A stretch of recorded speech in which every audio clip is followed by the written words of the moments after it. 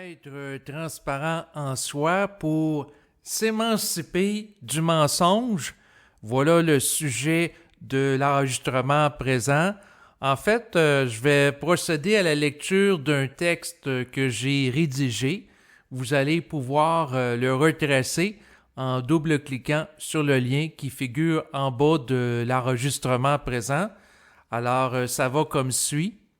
Je dois admettre avec transparence que j'ai vécu au fil du temps de la fascination envers différentes choses, dont la prière, la bénédiction, l'hypnose et la visualisation créatrice, parce que j'avais peur d'assumer la réalité pour ce qu'elle est.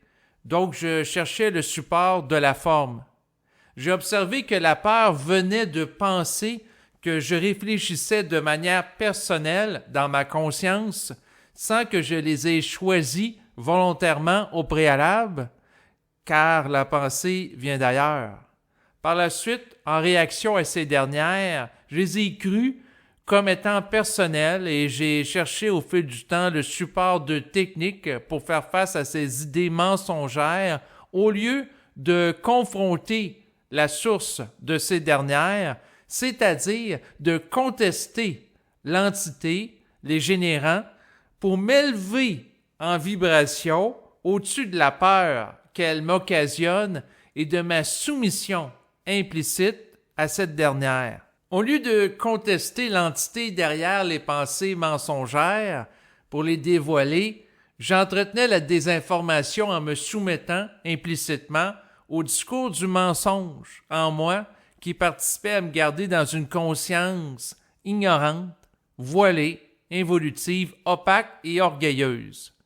Pour être libre de la désinformation interne, il ne faut pas subir passivement les formes pensées, mais il faut plutôt avoir la transparence de les observer pour reconnaître ce qui se passe en soi et de contester au besoin la source de ces dernières pour égaliser notre relation avec elles. Je réalise que si je cherche le support de formes spirituelles, ésotériques, métaphysiques ou autres pour être bien dans ma peau, cela me garde dans un état de vulnérabilité propice à de la désinformation en vivant un état de soumission à l'autorité que je donne à ces éléments extérieurs à moi, au lieu d'être dans mon autorité vibratoire individuelle et autonome. Tant que je cherche des techniques comme des béquilles extérieures à moi pour me libérer de la peur, je ne m'autorise pas à être libre de ces formes par moi-même et je n'assume pas le fait que je peux générer une vibration au-delà de ces dernières de par la manifestation de la puissance de ma volonté. Si un ego réalise qu'il est manipulé par du mensonge dans sa psyché, par des entités pour vibrer à la crainte, dans l'optique qu'il cherche à les briller ensuite pour être libéré de la crainte par elles, il est à leur merci. Il doit plutôt affirmer sa volonté d'être libre de la crainte par lui-même, plutôt que d'implorer des entités dans l'espoir qu'elles lui accordent cette liberté. Il doit se donner la liberté plutôt qu'attendre qu'elle vienne d'elle. Sans volonté de transparence dans l'ego, qui a connu l'involution, il n'y a pas d'émancipation psychique possible de sa part du mensonge cosmique servant à le garder dans une opacité, lui voilant son ignorance et l'entretenant dans son inconscience et le mensonge. La transparence de l'ego peut émerger lorsqu'il utilise l'énergie résultant de sa souffrance issue de la désinformation qu'il subit comme carburant pour se mettre en action énergétiquement et la contester avec autorité.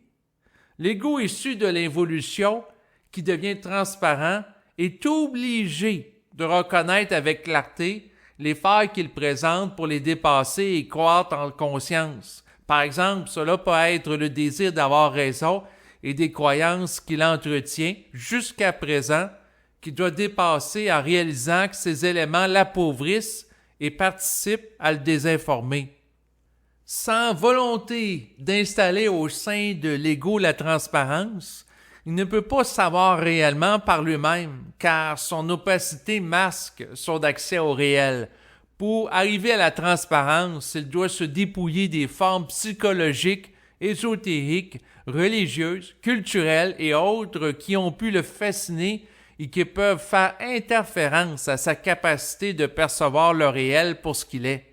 Pour accéder au savoir de ce qu'est le réel, l'ego doit être transparent en lui et par lui. Ce n'est pas les autres qui vont faire cela à sa place. Il y a une distinction qui doit être faite entre la transparence en soi et pour autrui. L'ego doit en venir être totalement transparent envers lui-même, en neutralisant l'astral en lui, mais cela ne veut pas dire pour autant qu'il doit être entièrement transparent envers autrui.